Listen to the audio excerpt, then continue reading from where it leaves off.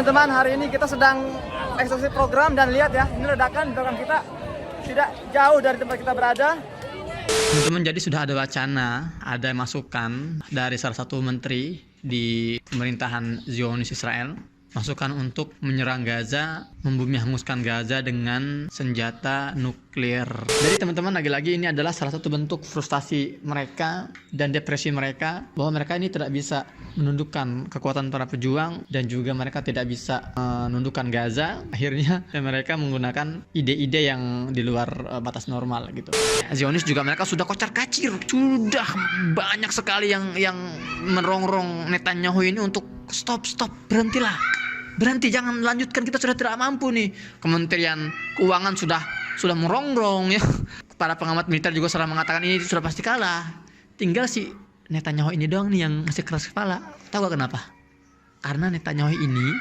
Assalamualaikum teman-teman, selamat siang waktu Gaza Palestina. Hari ini hari Ahad 5 November 2023. Kita masih terus melanjutkan penyaluran program kemanusiaan, dan kali ini kita menyalurkan amanat dari para donatur yang berdonasi melalui lembaga Spirit of Aqsa. Ini adalah lembaga yang dikelola langsung oleh Gurunda Ayahanda Ustadz Bakhtiar Nasir.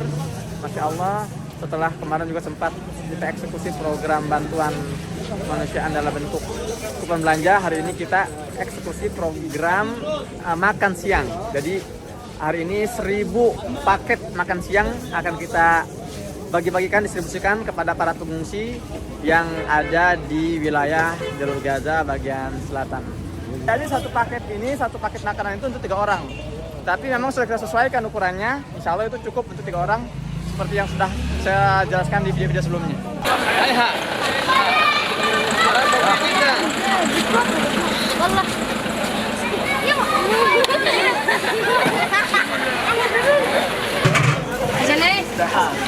يا كريم تعال هنا لحمة. تعال. مين باللحمة انت تعال.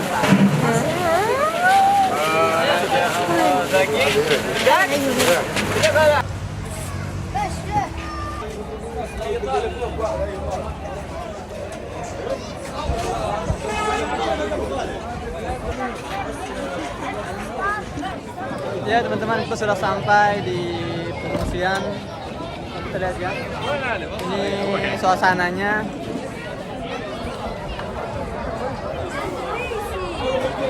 Ya teman-teman, hari ini kita sedang eksekusi program dan lihat ya, ini ledakan di belakang kita tidak jauh dari tempat kita berada. Ya, ini benar-benar suaranya sangat menggelegar tadi.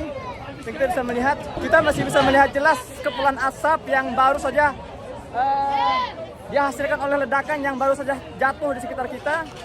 Dan sekarang saya lagi ada di pengungsian.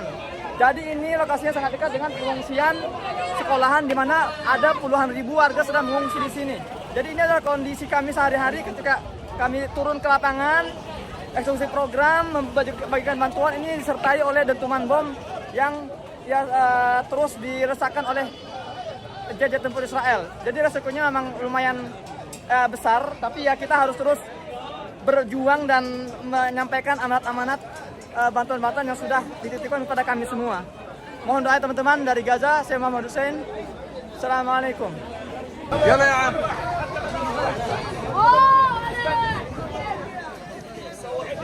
Bismillahirrahmanirrahim. Assalamualaikum warahmatullahi wabarakatuh. Teman-teman, ketemu lagi dengan saya. Semoga nggak bosen ya dengerin celotehan saya dan curhatan saya, informasi saya. Ya, semoga ini semua ya menjadi amal jariah kita semua ya. Teman-teman, saya harap kalau antum mendengar konten-konten saya ini ya, video-video saya, jangan disimpan sendiri, jangan difahami sendiri, tapi juga disebarkan untuk mengcounter narasi-narasi yang menyudutkan perjuangan Palestina. Baik, alhamdulillah wassalatu wassalamu ala rasulillah.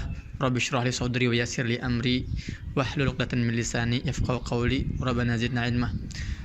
Teman-teman, jadi sudah ada wacana, ada masukan dari salah satu menteri di pemerintahan Zionis Israel, masukan untuk menyerang Gaza, membumi hanguskan Gaza dengan senjata nuklir. Ya, mungkin sebagian dari kalian sudah dengar berita ini. Dan memang ini fix, ini bukan hoax, tapi ini memang statement yang dikeluarkan oleh salah seorang menteri kebudayaan dan warisan Israel. Kocak sebetulnya. Emang Israel punya warisan. Mungkin di Indonesia pernah kita ada konflik dengan saudara-saudara kita di Malaysia ya tentang tradisi-tradisi yang menjadi rebutan ya, tapi itu ya nggak terlalu substansi ya. Di Gaza, di Palestina ini juga konfliknya lebih parah.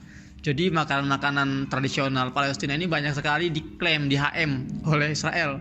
Seperti misalnya falafel. Itu falafel itu makanan Palestina tuh, wilayah Syam, diklaim oleh Israel. Makanan-makanan seperti mulukhiyah atau juga misalnya warok inap. Banyaklah makanan-makanan tradisional di Palestina itu diklaim oleh Israel sebagai kebudayaan mereka. Dan si Menteri Urusan Kebudayaan dan Warisan Israel ini kemarin itu mengeluarkan statement bahwa Gaza ini ya, harus dibumi hanguskan. Dia bilang gini, salah satu opsi untuk mengalahkan Hamas itu adalah dengan mengirimkan bom nuklir untuk meluluhlantahkan Gaza dan membuat pemukiman baru. Nah, adapun para tawanan atau nasib para tawanan Israel yang ada di tangan para pejuang Gaza ini, itu adalah harga yang harus dibayar dalam sebuah peperangan. Ya Allah, ini lagi-lagi menunjukkan bahwa mereka panik, mereka nggak mampu mengalahkan para pejuang, ya mereka tidak mampu menundukkan Gaza. Akhirnya mereka mengeluarkan statement-statement yang menunjukkan jati diri mereka, menunjukkan bahwa mereka ini memang bangsa yang barbar dan teroris. Dan di sini saya akan menyebutkan beberapa respon, bukan respon dari luar, respon dari orang-orang Israel sendiri tentang kelakuan si menteri ini. Oke, jadi ini nama menterinya itu adalah Amichai Eliyahu. Nih mukanya nih. Tuh orangnya tuh ya. Di sini judulnya Ghabiyun Afsad Da'ayat Israiliyah. Si goblok katanya, si dungu yang telah merusak propaganda Israel, Ghabiyun Afsad Da'ayat Israiliyah. Da'awatun li muhasabatil wazir Eliyahu ala tasrih an-Nawawi. Banyak seruan-seruan untuk menghukum si Menteri Eliyahu ini atas statementnya tentang bom nuklir. Oke.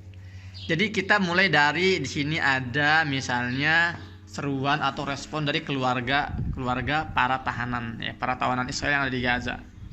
Dia bilang si Menteri goblok ini harus segera dihukum karena dia berusaha menggunakan atau memberikan proposal penggunaan bom atom atau bom nuklir ke Gaza. Dan menurut perwakilan dari keluarga tawanan Israel yang ada di Gaza, dia mengatakan ini adalah keterangan swadim, keterangan yang sangat mengejutkan ya, dan ini jelas benar-benar menyelisihi atau melanggar seluruh prinsip-prinsip akhlak. Masih bicara akhlak mereka nih. Akhlak dan kemanusiaan orang-orang Yahudi Israel. Gaya. Oke. Terus juga ada yang mengatakan bahwa menteri di pemerintahan Israel yang mengajak menyeru untuk membunuh seluruh tawanan Israel di Gaza ini harus membayar harganya hari ini juga. Wah. Ada juga yang mengatakan ini anggota Knesset itu parlemennya Israel.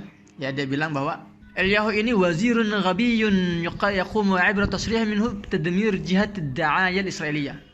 Jadi si menteri ini goblok banget, dungu kata dia kan. Dungu karena telah mengeluarkan statement ini. Ini jelas menghancur leburkan usaha Yahudi, usaha Israel dalam membangun citra mereka ya di seluruh dunia, gitu kan. Dan satu-satunya cara untuk merespon statement itu, kata si anggota Knesset ini, itu adalah dengan memecat si wazir ini, si menteri ini. Aduh, ya itu memang menunjukkan lagi teman-teman bahwa tahsabuhum jami'an wa qulubuhum syatta. Ada itu ayatnya dalam Al-Qur'an ya. Sebagian orang menyangka bahwa orang-orang Yahudi ini orang-orang yang solid dan juga koordinasinya bagus. Padahal qulubuhum, hati-hati mereka itu syatta. Hati-hati mereka itu sebetulnya syatta itu berselisih, selalu berselisih dan saling menentang satu sama lain, seperti itu. Jadi teman-teman, lagi-lagi ini adalah salah satu bentuk frustasi mereka dan depresi mereka, bahwa mereka ini tidak bisa menundukkan kekuatan para pejuang dan juga mereka tidak bisa menundukkan Gaza ya. Akhirnya ya, mereka menggunakan ide-ide yang di luar batas normal gitu. Saya juga mau mengupdate tentang kondisi di Gaza hari ini, teman-teman. Jadi beberapa jam yang lalu, sekitar 2 jam lalu ya, saya datang ke salah satu pengungsian. Habis kita itu membuat 1000 paket ya, 1000 paket makan siang, dan kita bawa ke sebuah pengungsian di lokasi tempat nggak jauh dari tempat saya berada di jalur Gaza bagian selatan. Masya Allah ya, di sana saya langsung disambut oleh banyak orang ya. Wow, Masya Allah, ada ribuan pengungsian situ. Dan gak lama kemudian, ada 2 bom nggak jauh dari kita berada. Dan itu saya ngelihat, serius saya ngelihat ketika satu rudal itu turun, pup, gitu kan, suaranya belakangan. Saya ngeliat turun duluan, mulai ada asap ya di depan saya itu, kepulan asap hitam hasil ledakan itu. Ya memang itu salah satu, teman-teman, itu salah satu keseharian kita di Gaza. Jadi ketika itu bukan pertama kali ya, itu yang terekam aja tuh, kebetulan terekam nggak lama setelah saya buka kamera ya. Hal serupa tuh sering saya temukan, sering saya rasakan kalau kita lagi ke kawasan yang ya beresiko gitu kan, sedikit beresiko, itu bombardir tuh kanan kiri tuh getarannya tuh ya bum bum, itu benar-benar mengerikan sekali sebetulnya. Sebagai seorang manusia wajar lah itu ada hal ya ketakutan, tapi ya Masya Allah, keajaiban hidup di Gaza ini teman-teman, ketenangan yang kita rasakan di dalam batin kita. Serius, saya nggak ngada-ngada ya. Jangan kalian mengira karena wah maksud saya mentalnya udah kuat, ini udah memang luar biasa keikhlasannya. Enggak juga. Saya manusia biasa. Tapi memang kalian boleh tanya ke seluruh WNI yang pernah ke Gaza, tanya bagaimana atmosfer di Gaza. Semua akan menjawab hati itu tenang, tentram. itu bukan sekedar testimoni ya. Memang itu adalah hadis ya, hadis dari Nabi SAW pernah bersabda suatu hari, kata Nabi apa? Innal imana hinama taqul fitan huwa bisyam. Kata Nabi, keimanan yang sesungguhnya ya, iman itu artinya kan asal katanya aman, rasa aman ya. Iman juga itu asal katanya aman, kepercayaan kepada Allah yang memberikan rasa aman gitu kan. Iman, aman. Jadi kata Nabi, keimanan itu ketika dunia ini dilanda oleh fitnah, fitnah merajalela di seluruh dunia, keimanan yang sesungguhnya itu ada di bumi Syam, dan Palestina ini adalah pusatnya bumi Syam. Itu luar biasa, itu serius, itu memang kisah nyata. Saya teman-teman 2010 akhir ya, sekitar tahun November, saya meninggalkan Cilengsi, Pasir Angin, Cilengsi, Bogor, untuk ikut dalam sebuah konvoi kemanusiaan namanya Asia to Gaza. Kalian ketik deh di Google Asia to Gaza, konvoi Asia to Gaza. Itu kita mulai konvoi jalur darat melalui beberapa negara-negara Arab. Ya, konvoi itu bermulai dari Bangladesh, Pakistan, India, masuk ke wilayah Iran, masuk Iran ke Suria, dari Iran Turki, Suria, Mesir. Itu semuanya itu melalui jalur darat semua tuh, Masya Allah. Nah, 1 bulan saya itu ikut ya melintas negara-negara itu. Selama itu saya merasa perasaan asing. Wajar ya, siapapun orang kalau misalnya keluar negeri itu pasti akan ada perasaan asing ya. Apalagi saya itu waktu itu baru pertama kali keluar negeri, saya nggak pernah keluar negeri sebelumnya. Saat itu 2010 itu saya usianya sekitar ya 23-an lah, 23 tahun. Jadi selama sebulan tuh saya melintas ke negara-negara itu, saya merasa asing di negara orang. Sampai ya, demi Allah saya nggak bohong ya, ketika kita masuk dari pintu Rafah Mesir ke Rafah Gaza, itu atmosfernya beda. Ketika masuk ke wilayah Rafah Mesir itu, Rafah Gaza, Palestina, dalam hati saya kok tenang banget hati saya. Saya bilang, kok saya ngerasa di rumah, seperti sedang tidak ada di wilayah yang asing.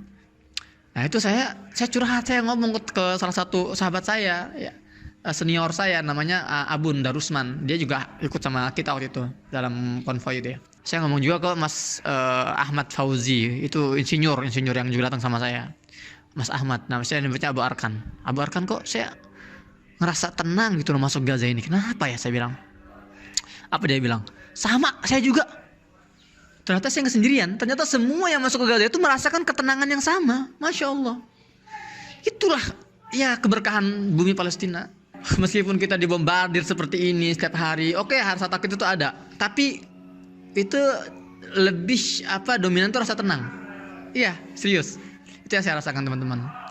Jadi tadi akhirnya ya bombardir sudah terjadi, bom gitu kan, dan ya tetaplah kita melanjutkan eksekusi program dengan biasa gitu ya, alhamdulillah. Dan ya sekali lagi resiko kematian selalu ada, tapi kita nggak boleh mengikat kematian dengan satu kondisi dan satu waktu tertentu gitu ya. Jadi itu alhamdulillah hari ini kita bagi-bagi, kalian sudah lihat videonya kan. Dan Mas Husain kapan pulang? Itu kan pertanyaannya kan, kenapa nggak dievakuasi? Jadi kita sudah berusaha, sudah seminggu ini berusaha untuk keluar kan, diurus oleh Kementerian Luar Negeri ya, langsung dengan Ibu Menlu. Bahkan tadi pagi Ibu Menlu Retno Marsudi juga mengontak saya ya, menguatkan kami di sini di Gaza melalui pesan WhatsApp. Tapi ya alhamdulillah, ya, memang kita belum waktunya ditakdirkan untuk pulang, gimana lagi. Saya bilang ke Bu Retno, iya Bu, siap Ibu. Saya bilang apapun yang hasilnya ya, apapun hasilnya saya bilang itu pasti yang terbaik dari Allah Ta'ala untuk saya dan untuk keluarga. Jadi saya harus terima. Kita sebagai seorang muslim nggak boleh ya menyesali hal seperti ini ya, atau misalnya mengeluhkan, ya Allah kenapa sih kok saya nggak bisa keluar. Nggak boleh lah, selalu mengatakan alhamdulillah, alhamdulillah ala kulli hal ya. Kita selalu mengatakan alhamdulillah. Dan kondisi di Gaza ini ya benar-benar brutal sebetulnya. Tadi malam itu ada pembantaian massal juga di wilayah Maghazi, jalur Gaza bagian tengah. 50 warga meninggal seketika, separuhnya adalah anak-anak. Dan juga ada di wilayah Jabalia juga, wilayah utara. Artinya terus terjadi pembantaian, nggak selesai, nggak berhenti. Bahkan tadi malam itu sudah bisa mendengar suara baku tembak dari tempat saya berada nih. Kalau malam itu kedengaran tuh tar, suara baku tembak antara para pejuang Gaza melawan tentara Israel yang berusaha untuk merengsek masuk melalui tank-tank baja mereka. Dan bagaimana kabar para pejuang yang terus menghalau serangan-serangan darat? Masya Allah teman-teman, luar biasa. Secara hitam putih ya, secara logika rasional harusnya para pejuang ini udah kalah, udah babak belur dari awal, dibombardir berkali-kali dengan belasan ribu ton bombardir tuh terus menghantam Gaza, terus menghantam wilayah-wilayah pangkalan-pangkalan para pasukan Gaza. Tapi Masya Allah, nggak tahu dari mana kok muncul aja gitu loh. Di perbatasan tuh tiba-tiba tank 2 tank 3 tank lewat, bam dihancurkan oleh roket Yasin 105 semalam. Dan setiap hari itu pokoknya kalau malam itu jubirnya Al-Qassam itu merilis video-video pertempuran ya. Jadi mereka memang fair. Nih, oke, kita kasih lihat, kita buka kartunya. Kita selalu mentarget para tentara. Jadi mereka memang dari awal tuh ketika diancam oleh Israel, mereka akan melakukan serangan darat ya, selalu jawaban sama. Atatawa'aduna bima natamanna ayyuhal abnal yahudiyah. Nah, itu kata Abu Ubaidah. Apa kalian mengancam kami dengan hal yang selama ini kami impi-impikan? Kalian mau datang serangan darat?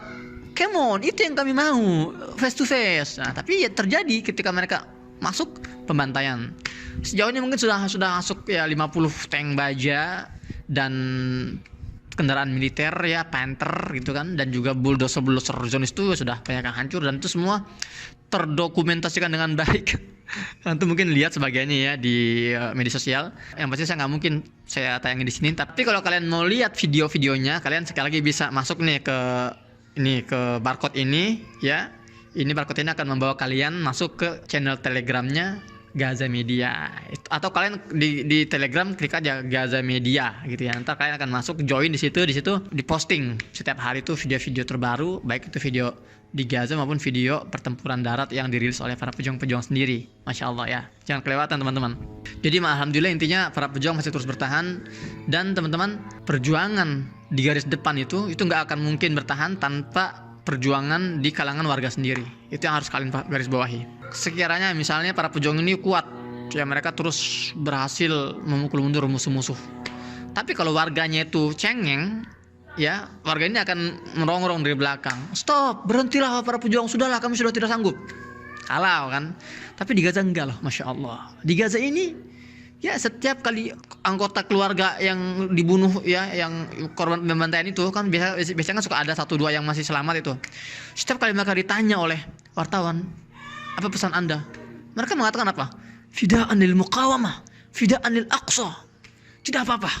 Kami ridho, kami rela anak-anak kami menjadi korban, istri-istri kami menjadi korban. Ini adalah pengorbanan kami untuk para pejuang.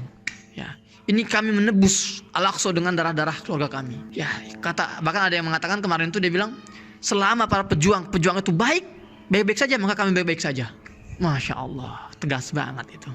Luar biasa memang ketegarannya. Jadi saya sudah katakan bahwa ini sudah bukan lagi pertempuran, ini adalah pembantaian. Tapi kalaupun kita bisa menyebut ini pertempuran, maka sekarang kita sedang berada di pertempuran ketegaran, ma'arakatus sumud, pertempuran ketahanan. Kita lihat mana yang lebih tahan. Ya, Zionis juga mereka sudah kocar-kacir, sudah banyak sekali yang merongrong Netanyahu ini untuk stop, berhenti, jangan lanjutkan, kita sudah tidak mampu nih. Kementerian Keuangan sudah merongrong ya. Para pengamat militer juga sudah mengatakan ini sudah pasti kalah. Tinggal si Netanyahu ini doang nih yang masih keras kepala. Tahu gak kenapa? Karena Netanyahu ini dia tuh banyak kasus, dia tuh banyak skandal. Itu banyak banget kasus korupsi, kasus seksual harassment, ya, pelecehan seksual. Itu juga ada dia tuh skandal tuh. Banyak pokoknya. Makanya semua itu sudah semua sepakat, semua politikus di Israel itu sudah sepakat nih, sudah yakin ini alasan kenapa si Netanyahu ini masih bersikeras nggak mau menghentikan perang. Karena kalau perang berhenti, Netanyahu itu langsung penjara, itu sudah final tuh. Karena dia sudah banyak sekali skandalnya dan dia bersikeras melanjutkan perang ini karena dalam undang-undang Israel ini, pemerintah Israel ini ada yang mengatakan bahwa ketika pertempuran terjadi maka semua skandal di stop, ya, semua investigasi di stop dan Perdana Menteri nggak bisa diganggu gugat dalam melakukan kinerjanya. Nah, makanya satu-satunya yang membuat si Netanyahu ini itu bersikeras melanjutkan pertempuran, ya, karena dia tahu dia itu sudah tidak ada harapan lagi. Bahkan dari pihak pemerintahan Amerika sendiri, ya, salah satu pejabatnya itu sudah mengeluarkan statement, ya, itu sudah viral tuh di media-media Ibrani maupun di media-media lokal, ya. Saya nggak tahu siapa namanya, ntar kalian cek aja deh. Artinya ada yang pernah mengatakan seperti ini. Hari ini Amerika sedang mencari penggantinya Netanyahu. Jadi memang ini mereka sudah kalang kabut juga. Dan inilah yang dimaksud dengan pertempuran ketahanan. Siapa yang lebih tahan? Kalau warga Gaza insya Allah kita acungi jempol, mereka pasti tahan lah. Mereka pasti sabar, tegar, karena itu sudah teruji gitu kan. Tapi untuk mereka ini, ya, musuh-musuh ini sudah tidak mungkin bisa bertahan. Jadi hari ini saya nggak bisa keluar karena memang pintu perbatasan ditutup. Kenapa ditutup? Panjang lagi kisahnya. Besok insya Allah akan saya buatkan video khusus masalah itu.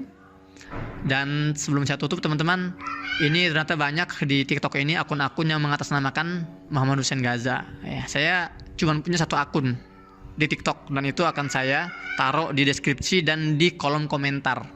Jadi kalau kalian mau follow TikTok saya, itu kurang aktif sih tapi nggak apa, follow aja ya, untuk agar tidak disalahgunakan akun-akun yang lainnya gitu ya. Silakan saya taruh di kolom komentar dan di deskripsi. Demikian, saya Muhammad Hussein pamit undur diri dari Jalur Gaza. Assalamualaikum warahmatullahi wabarakatuh.